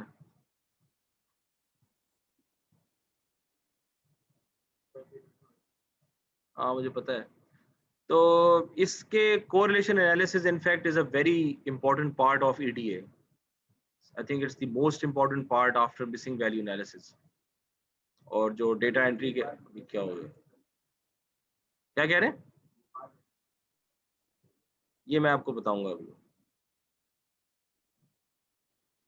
क्या यार, तो अटक ही गया यार, हो गया तो अच्छा नहीं हुआ यार। सो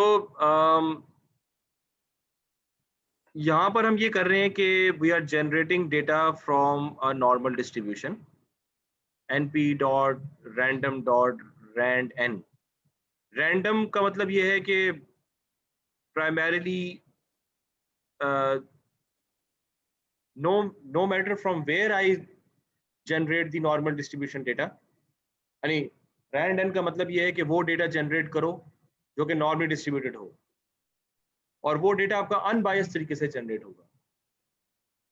मतलब नॉर्मल मतलब मेरे पास हजारों किस्म की पॉसिबिलिटीज हो सकती हैं कि ये 10 उठा लो, ये भी नॉर्मल डिस्ट्रीब्यूटेड है, ये भी है, ये भी है, लेकिन मैंने जिसको भी सिलेक्ट किया ना वो मैंने रैंडमली सिलेक्ट किया, यानी यूनिफॉर्म तरीके से उसको यूनिफॉर्म डिस्ट्रीब्यूशन के तहत सिलेक्ट किया है।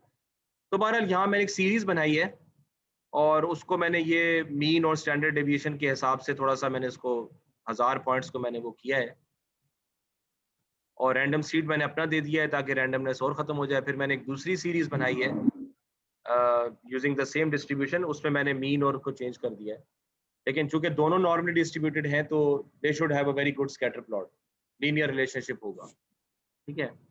तो ये मैं इनका प्रिंट करता हूँ। तो पहले का मीन 250, दूसरे का 299, और पहले की स्टैंडर्ड डिवीजन ये। अब मैं इनका जब स्कैटर बनाता हूँ तो you can see there's a very high positive correlation because both of them are coming from the same distribution। अब तो आपको समझ में आ रही है कि डिस्ट्रीब्यूशन का कॉन्सेप्ट इतना जरूरी क्यों है, कि स्कैटर जो आप अगर आप कहते हैं सेल्स और एज का बना दो, तो स्कैटर से आपको पता चल जाएगा कि इनकी डिस्ट्रीब्यूशन में कितना फर्क आ रहा है। तो ये तो चूंकि एक ही मैंने पाइथन से सैंपल करवाया तो लाजमी बात है, तो हाई पॉजिटिव कोरिलेशन तो आना ही है, जस्ट टू टेल यू। हालांकि मीन और स्टैंडर्ड डिवीजन दोनों के डिफरेंट है, and that is what distinguishes different normal distribution, right. के एक ये कर्व है, दूसरा कर्व है, why they are different, because they have different means and standard deviation, ठीक है। अच्छा, कोवेरिएंस जो है वो ये कुछ समझाएगा मुझे यहाँ पे क्या हो रहा है? एक्स माइनस मीन समेशन, नहीं क्या यार, सम ऑफ एक्स माइनस तो वाई माइनस मीन,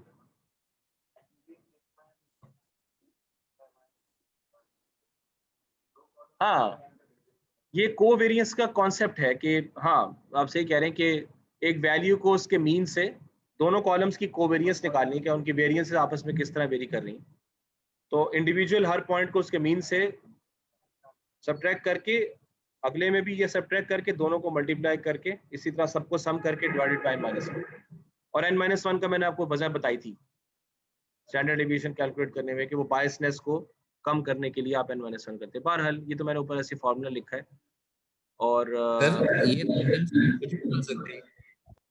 जी सर मैं पूछ रहा हूँ, रैंडम सीड आप कुछ भी डाल सकते हैं? 49 डाला हुआ है, जी, तो it could be anything. It could be anything का मतलब 49 है, मैं 56 भी डाल सकता था। हाँ हाँ, वो आप अपना डालें, ताकि ये दिस इज ऑल्सो समथिंग जो कि बायसनेस को रिमूव करने के, और यूजर को ऑप्शन देता है कि आपका जो सीड आप डालना चाहते हैं वो आप डाल दें, मेरे बिहेवियर में फर्क नहीं आएगा। ये सारे बायसनेसेस को रिमूव करें। बहरहाल मैं जब इन दोनों सीरीज का कोवेरियंस मैट्रिक्स बनाता हूँ तो इट्स समथिंग लाइक दैट। और यहाँ पर यार मैं भूल गया यार, ये हमेशा भूल जाता हूँ। डायगोनल पे कोवेरियंस वैल्यूज होती हैं, और ये दूसरा डायगोनल क्या होता है? Identity. I think this is the covariance between the two columns 173, और ये कुछ इनफरादी होता है, मैं इसको भूल गया यार, फॉरगेट अबाउट दैट। बहरहाल ये कोवेरियंस का दोनों कॉलम्स का आपस का मैट्रिक्स है। पियर्सन कोरिलेशन का तो आपको पता ही है, मैंने पढ़ाया भी था Pearson, that is the standard वे।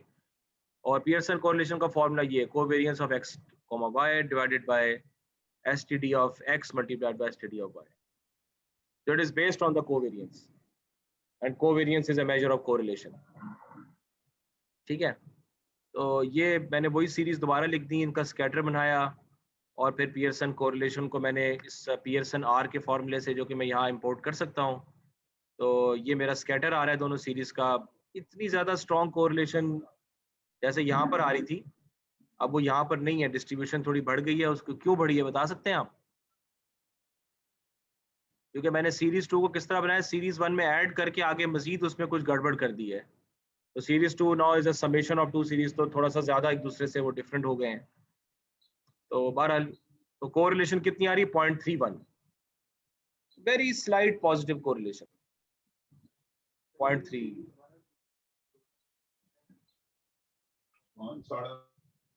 लेकिन मैंने उसमें चेंज कर दिया ना, यहाँ देखिए मैंने उसमें चेंज कर दिया है। अगर मैं इसको हटा दूं,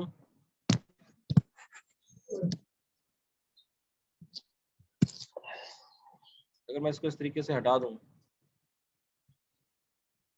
नाश्ते में क्या मंगाना है ये क्या?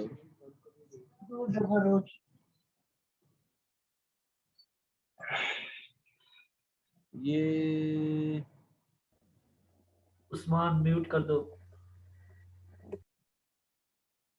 ये तो नहीं है इस तरह।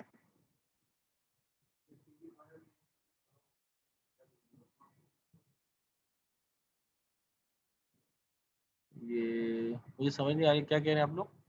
ये तो मैं दोबारा से कर रहा हूँ ना। आई थिंक ये मीन शायद मैंने बहुत ज्यादा कर दिया है।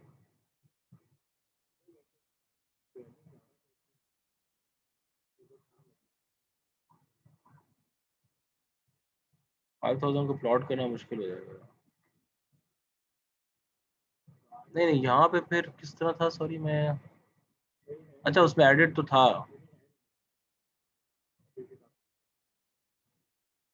असल में वो बड़ी चालाकी करनी पड़ती है ना इन सब चीज़ों के लिए। सो पॉइंट्स तो बहुत सारे हो गए हैं, तो इस केस में अगर आप इसको थोड़ा सा बाहर जाके देखें तो it does seem to be like this। थोड़ा बहुत स्प्रेड तो आएगा बायसनेस को खत्म करने के लिए। बहरहाल ये तो रैंडम डेटा है। अच्छा, जब आपको ये पता है कि आपके डेटा का आपस में लीनियर एक रिलेशनशिप बनता है, तो आप वो यूज करें पियर्सन। इफ यू सी के द स्कैटर प्लॉट के अंदर नॉन लीनियर रिलेशनशिप आ रहा है, it means the relationship is something like this, कि अगर डॉट्स इस तरह वेरी कर रहे हैं, तो this is not a linear relationship, right? तो this can be approximated by a non linear curve. तो फिर what you should do is कि you should use the Spearman correlation. It's almost the same, but उसके अंदर कुछ formula different होगा। तो इस केस में स्पीयरमैन कोरिलेशन आपको 0.78 देगा, पियर्सन 0.8 दे रहा है, क्योंकि प्रॉब्ली इस केस में तो वो डिस्ट्रीब्यूशन आपकी लीनियर रिलेशनशिप एग्जिस्ट करता है तो वो कर सकते हैं। लेकिन अगर आपको स्कैटर प्लॉट से नॉन लीनियरिटी नजर आती है तो इनका कोरिलेशन निकालने के लिए आपको स्पीयरमैन यूज करना चाहिए। ठीक है, सॉरी, हाँ मतलब इस डेटा के लिए दोबारा हमने लिखी है, इसके लिए पियर्सन 0.8 दे रहा है, स्पीयरमैन 0.3, क्योंकि दोनों तो नहीं करूंगा ना मैं, तो सिर्फ उसने कंपैरिजन करके बता दिया। तो अच्छा, अब ये हाउस प्राइस का डेटा है, ये बड़ा अजीब डेटा है। इसके अंदर काफ़ी सारे कॉलम्स हैं जो कि हाउस प्राइसेस के हैं, और डॉट डिस्क्राइब, ये सारी चीज़ें अब आप सीख लें क्योंकि अब आपका एक रैंगलिंग का असाइनमेंट बाहरी आने वाला है। डिस्क्राइब क्या करता है कि वो 5 नंबर समरी सिर्फ न्यूमेरिकल कॉलम्स की निकाल के दे देता है, स्ट्रिंग कॉलम्स को इग्नोर कर देता है। ठीक है, तो टोटल मेरे पास 81 कॉलम्स हैं, लेकिन हाउस डिस्क्राइब के अंदर 38 आ गए जो सारे न्यूमेरिकल हैं। और ऑब्वियसली ये काम आप उस वक्त करेंगे जब इस तरह के आईडी फैड ये सब आप साइड पे करें। आईडी से मेरा क्या ताल्लुक है आईडी का बॉक्स प्लॉट मैंने बना के क्या करना है। हाँ वैसे अगर जरूरत पड़ जाए तो, लेकिन इट्स नॉट अ केपीआई। ठीक है, तो बहरहाल ये चूंकि कॉलम्स बहुत सारे हैं तो उसको हमने लिस्ट में नहीं डाला, तो ये उसकी टाइप्स हैं। और sale price is what we are interested in, कि किस प्राइस पे घर आपका बिका है। तो आप इसका देख रहे हैं कि स्टैंडर्ड डेविएशन थोड़ी सी ज़्यादा लग रही है, और मिनिमम क्या है $35,000 और मैक्सिमम क्या है 7 लाख, $7.5 लाख। और क्वांटाइल्स आपके क्वार्टाइल्स वगैरह यही हैं। अगर आप इसका हिस्टोग्राम बनाएं तो ऑब्वियसली नज़र आ रहा है अच्छा खासा स्क्यू है टुवर्ड्स द राइट। ठीक है, क्योंकि कुछ कुछ घर बहुत महंगे बिके हैं, और इस तरह भी बना सकते हैं आप। ये थोड़ा सा बेहतर है, ये आप इसको जो मैट प्लॉट लिव अगर यूज़ करें, ये तो खैर डॉट हिस्ट कर दिया मैंने, लेकिन अगर आप इसको थोड़ा सा प्रोफेशनली बनाना चाहें थोड़ा खुला करके, तो फिगर साइज वगैरह स्पेसिफाई कर सकते हैं। तो इट्स लाइक दिस। ठीक है, अच्छा अब मैं कॉर डॉट कॉर जो है ये मेरा डेटा फ्रेम का ही है फंक्शन है। तो इसमें it is going to generate a whole correlation matrix and I can print that using the SNS heat map. ये मेरे पास आ जाएगा, और इस तरह ये पागलपना है। ये मैं पागलपना इसलिए कर रहा हूँ क्योंकि अभी हम चीज़ें एक्सप्लोर कर रहे हैं। ठीक है, जब वो यानी ये होता है कि अभी बीज डालने से पहले जो है ज़मीन तैयार की जा रही है। ठीक है, तो ये वो चीज़ है, अभी हम सारी चीज़ें एक्सप्लोर कर रहे हैं। टिपिकली आप सारे कॉलम्स का कोरिलेशन क्यों निकालोगे, आप तो एक पर्टिकुलर आपके पसंद के हैं। बहरहाल इसमें ये कलर है, 1 का मतलब हाईएस्ट पॉजिटिव कोरिलेशन।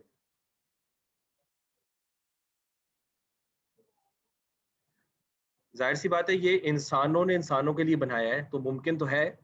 हाँ मुझे नहीं समझ में आ रहा, वो एक अलग बात है। ठीक है, 1-1, राइट, बहुत नेगेटिव कोरिलेटेड जो है वो डार्क हैं, और जो बहुत ज़्यादा पॉजिटिव है वो बिल्कुल लाइट है। तो ये कॉलम्स लिखे हैं, वही कॉलम्स यहाँ रिपीटेड हैं। ठीक है ना, तो क्रॉस आप देख सकते हैं। अब मसलन मैं सेल प्राइस को देखूँ ना, because that is the most important KPI, तो उसका जो सबसे हाईएस्ट पॉजिटिव कोरिलेशन आ रहा है वो आ रहा है ओवरऑल क्वालिटी से। Overall quality is more or less a subjective opinion. Let's talk about something more concrete. Garden living area, वो तो सेल प्राइस के साथ ही ना, गार्डन लिविंग एरिया या ग्रेटर लिविंग एरिया इसके साथ आ रहा है। और फुल बाथरूम्स का कुछ आ रहा है, बाथरूम का एरिया होगा। गैराज कार्स, कितनी गाड़ियां गैराज में खड़ी हो सकती हैं, जाहिर सी बात है वो आपकी ऐड तो करेगा। गैराज एरिया आपका कितना है, तो दे आर ज्यादा जिनका पॉजिटिव कोरिलेशन आप कह सकते हैं आ रहा है। ये सबसे लाइट कलर तो मुझे यही लग रहा है। सबसे डार्क कौन सा लग रहा है भाई? है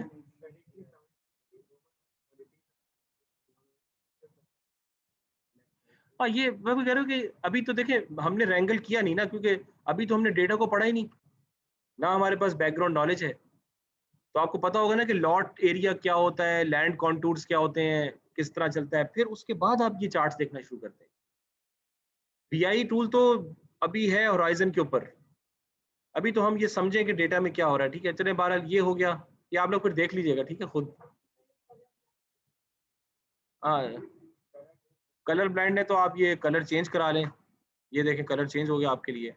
इस तरह डिफरेंट कॉम्बिनेशंस हैं, येलो और ब्लू, या आप ये तो पाइथन में जाके देख लें क्या है। The point is to understand के what are you driving at, ये क्यों कर रहे हैं, what do you want to understand, ये क्वेश्चंस आपके पहले सारे क्लियर होने चाहिए, ठीक है।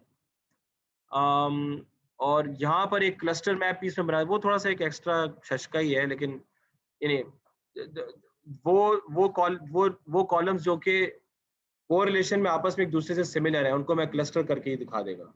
तो इट्स नॉट नेसेसरी कि आप ये सारा पकड़ें, लेकिन इसमें से जो इंपॉर्टेंट चीजें अगर आप निकालना चाहें, फॉर अ पर्सन जिसके हाथ में कुल्हाड़ा है और उसने सारे उसकी सफाई करनी है पूरी गार्डन की, ठीक है, तो उसको तो हर जगह जाने की इजाजत है, उसको हर कुछ करने की इजाजत है। तो एनालिस्ट को यही करना पड़ता है, कभी कुछ तो कभी कुछ तो कभी कुछ।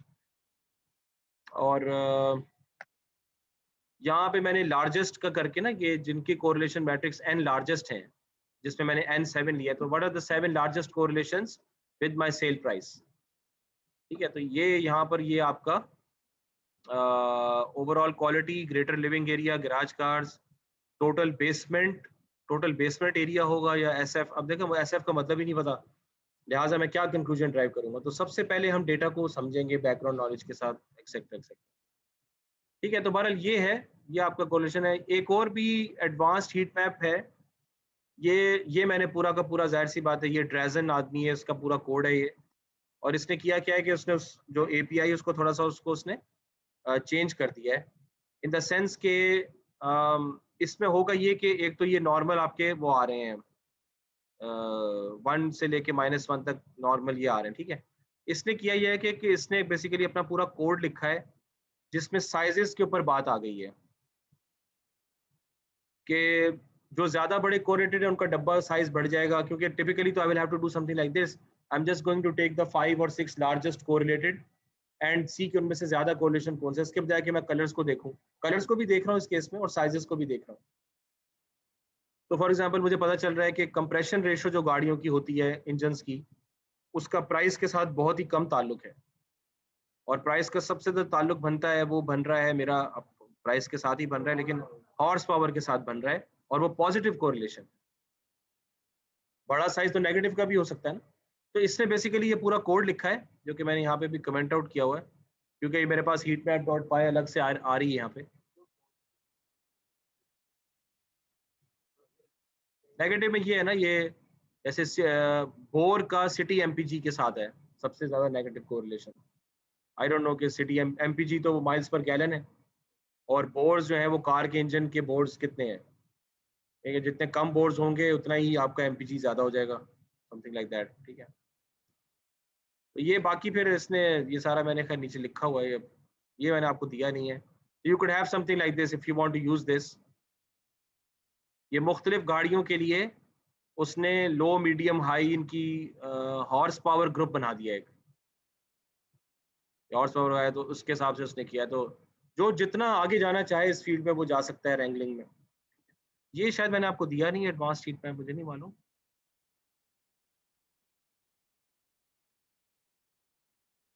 हाँ heatmap.py ये आपको दे दिया हुआ है, ठीक है, सही है। ये आप लोग सब ट्राई कर लीजिएगा। अच्छा, डेट टाइम मैनिपुलेशन, ये तो बहुत ही बच्चों वाला है, लेकिन फिर भी कर लेते हैं इसको।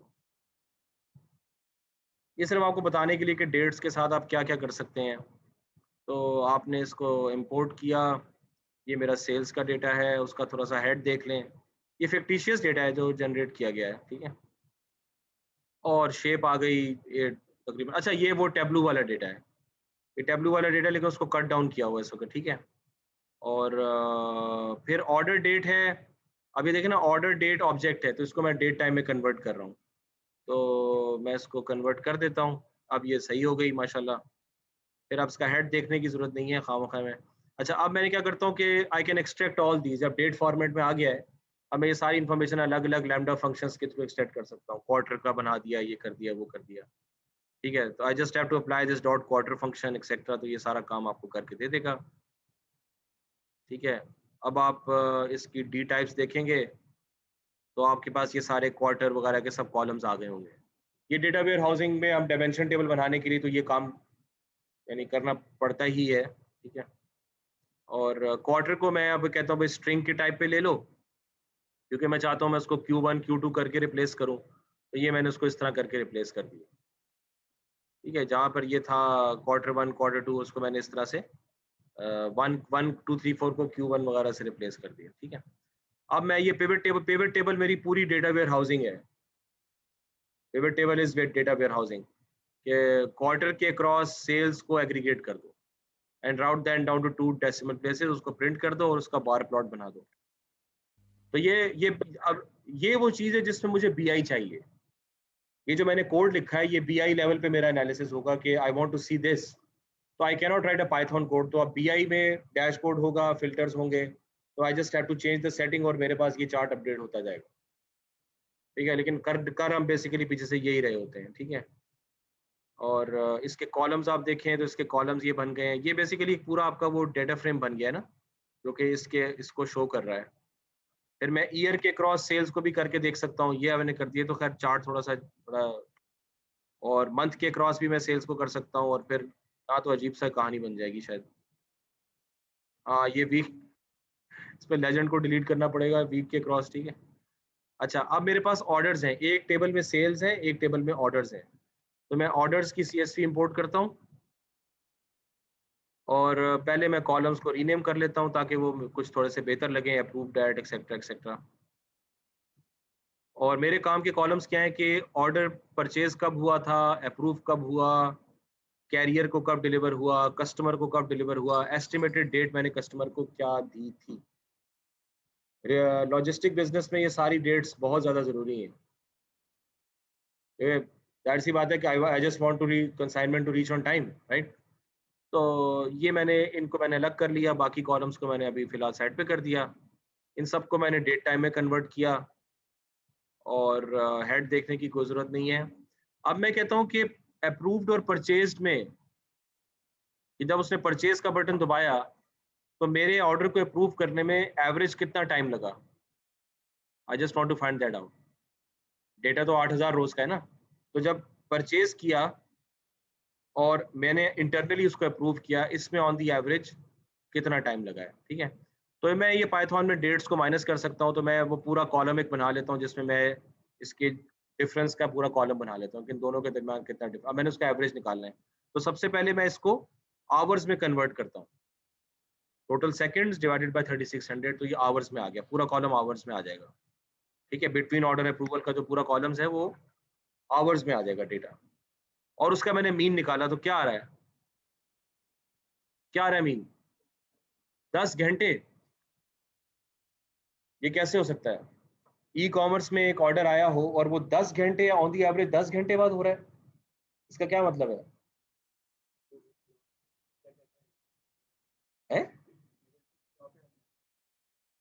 नहीं, मेरी अकल काम नहीं कर रही। इसका मतलब ये है कि देयर इज सम आउटलायर जिसकी वजह से ये काम खराब हो रहा है। आउटलायर की वजह से मीन ज्यादा आ जाता है ना, outliers are affected by mean. I will assume that कि this is the case कि mean is being affected by outliers। बहरहाल अब मैं वही काम यहाँ करता हूँ, deliver to customer on and estimated delivery on, कि जो मैंने कस्टमर को तारीख दी थी उस पे मैंने डिलीवर कर दिया कि नहीं।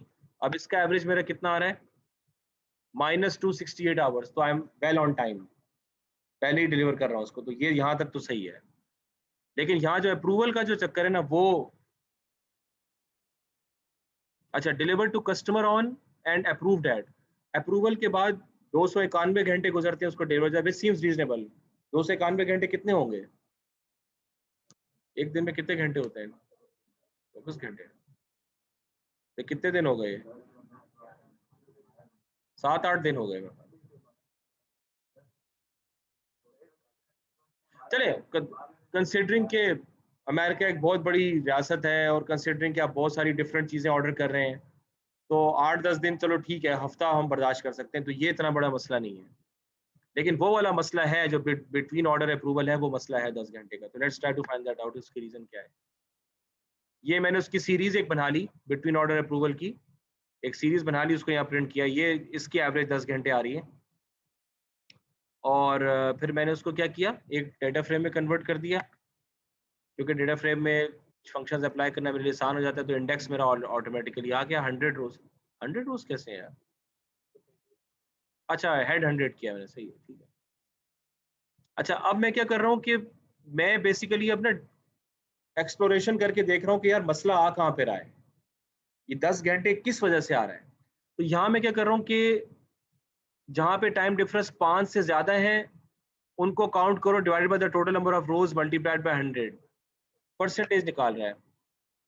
तो 10%, 30%, ये जरा इंटरप्रेट करेंगे आप। ज्यादातर डेटा मेरा किस में लाई कर रहा है? 5 से 10 घंटे के दरमियान लाई कर रहा है।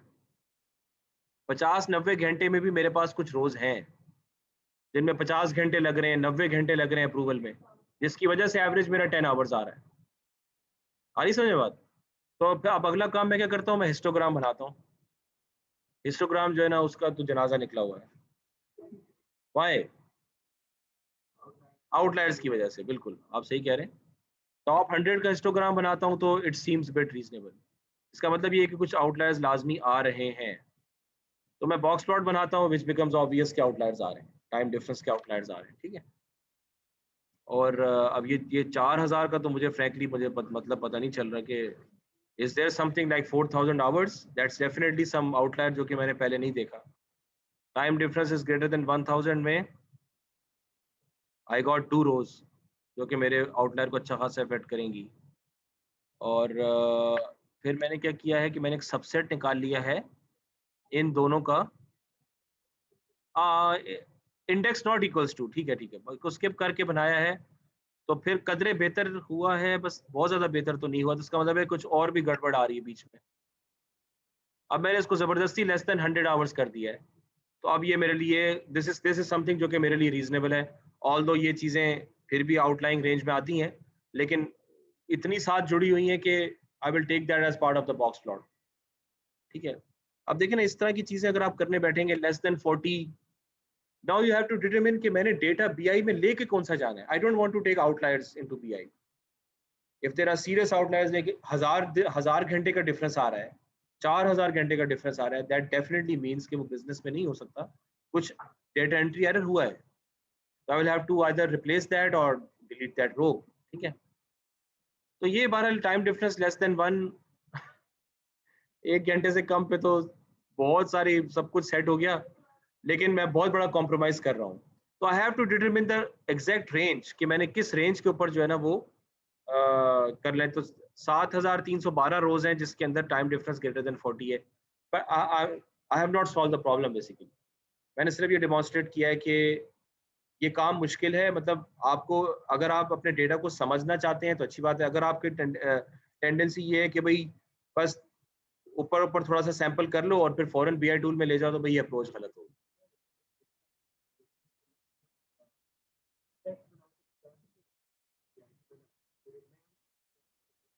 सेट को, हाँ, नहीं, इस केस में मेरी अप्रोच ये होगी कि मैं जो बहुत ही ज्यादा स्फीयर आउटलायर्स हैं उनको मैं हटा दूंगा, डेफिनेटली हटा दूंगा। या फिर मैं बात, अच्छा इसको एमबीए का भी देख लेते हैं, एमबीए तो इतना मुश्किल नहीं है।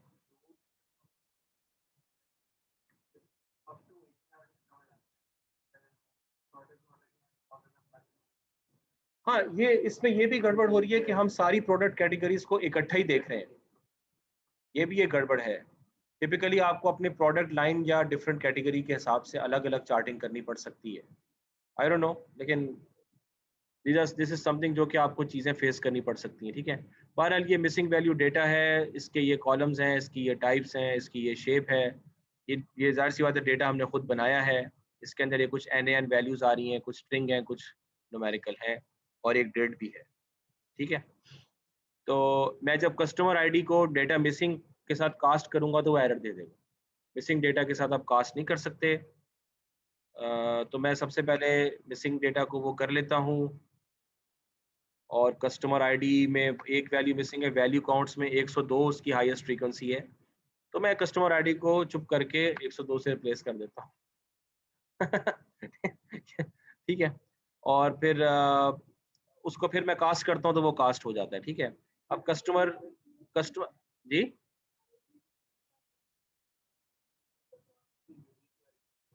बस वो मैंने अज्यूम किया जो आईडी ज्यादा आ रही है तो वही कस्टमर होगा, तो मैंने फिर कर दिया।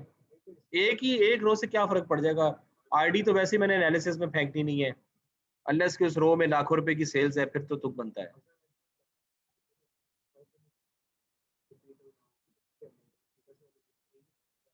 हाँ नहीं पड़ेगा, तो वैसे ही बस एक बता रहा हूँ कि भाई क्या क्या हो सकता है।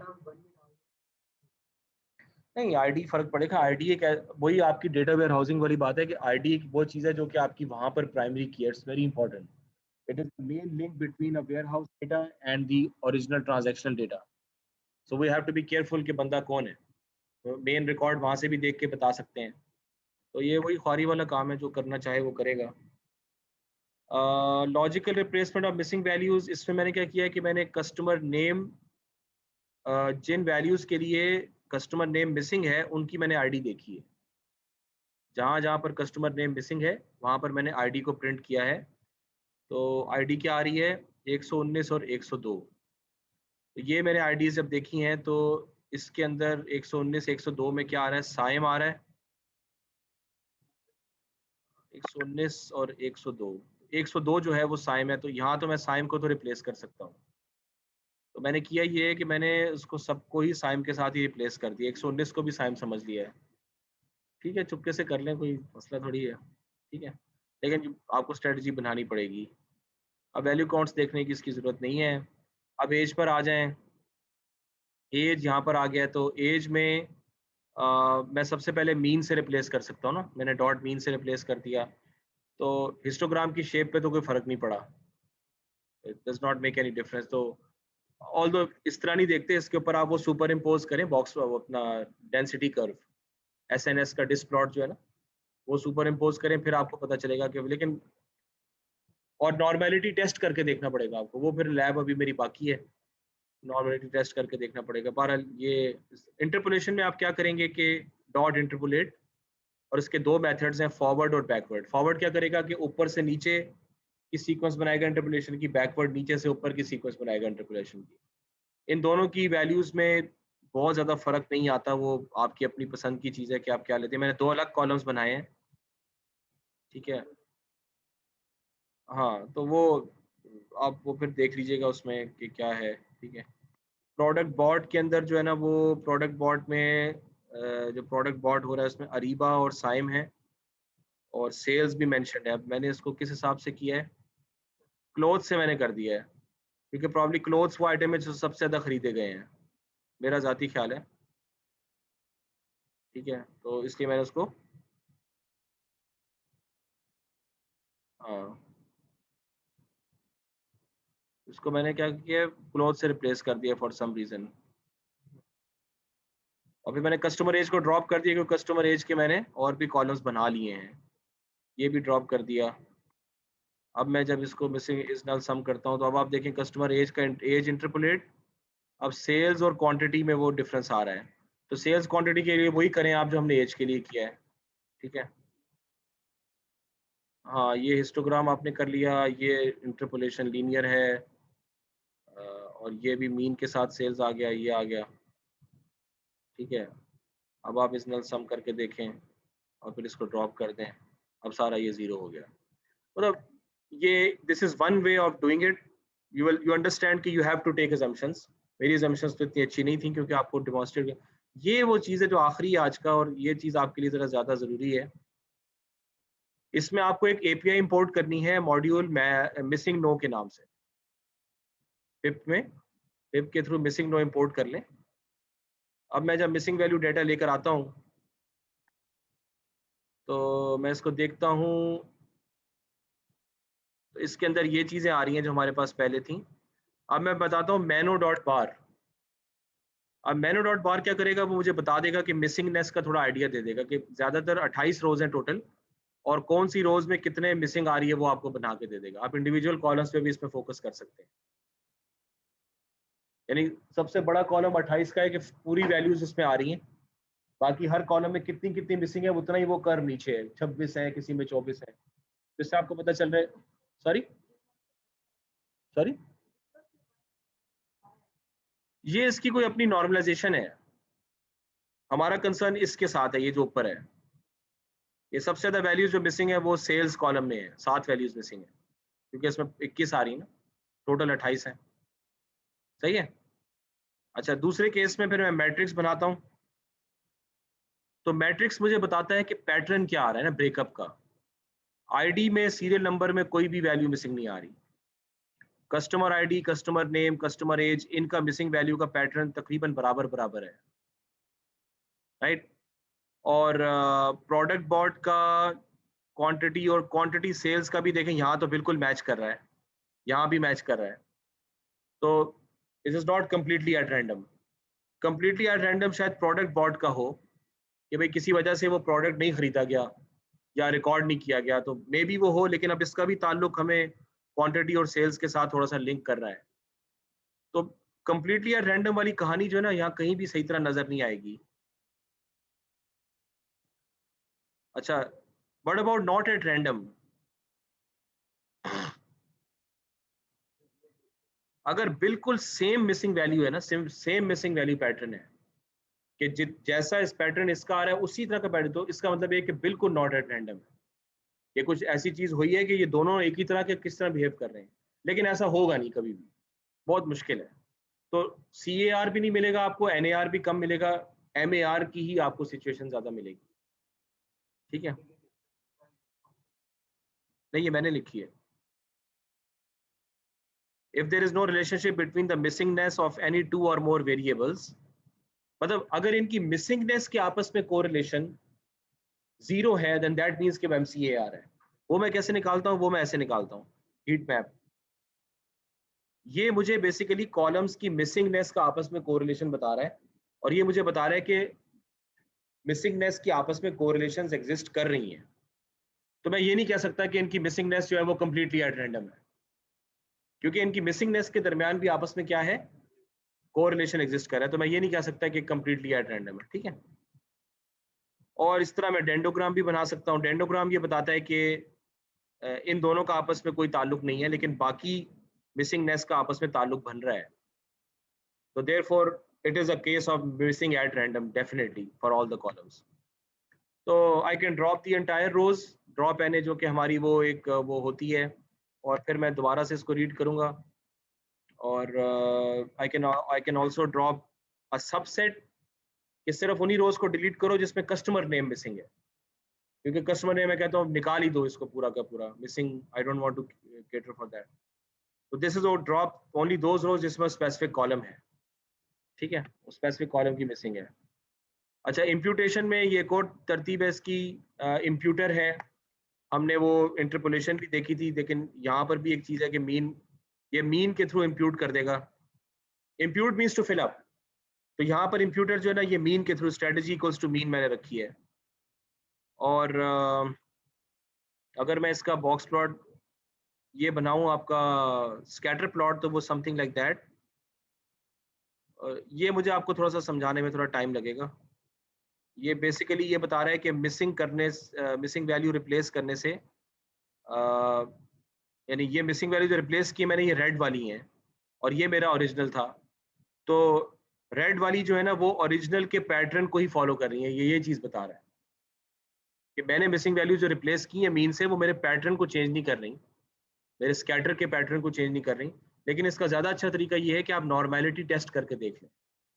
आई अज्यूम के डेटा इज नॉर्मली डिस्ट्रीब्यूटेड, तो बिफोर एंड आफ्टर का नॉर्मल टेस्ट करके अगर नॉर्मेलिटी टेस्ट की वही रिजल्ट आ रहा है तो it means the same.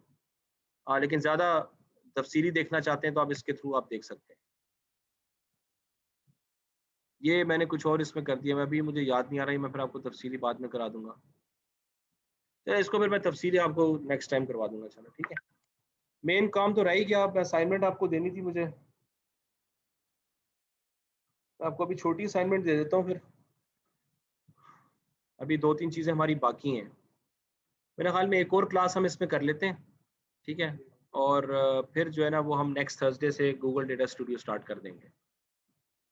Data studio इसलिए कह रहा हूँ क्योंकि वो उसमें हमने 2-3 क्लासेस ही लगानी है, वो है भी छोटा सा टूल, तो उस पर थोड़ा सा आप एक हाथ साफ कर लेना, तो फिर let's go to the bigger tools after that.